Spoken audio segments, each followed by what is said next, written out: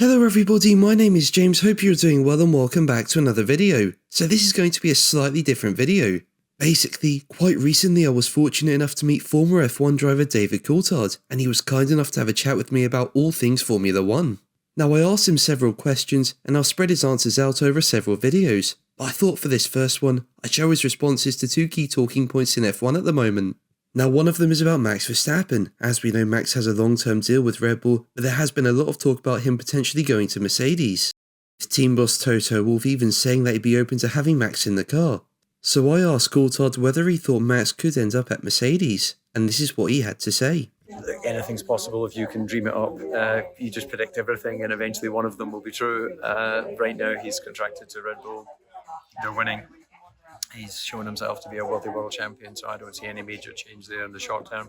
Long term, nothing lasts forever. So as we've seen with Adrian, after 18 years or whatever it is at Red Bull, Michael had his stint at Ferrari and then popped up again with Mercedes. So I don't have this romantic fantasy of this is until the end of time that any of these relationships last. There's always going to be phases of drivers, teams, and all that together. And sometimes people just need a change. And in the case of Lewis, I, along with many, never imagined he wouldn't be with Mercedes, but he is moving on.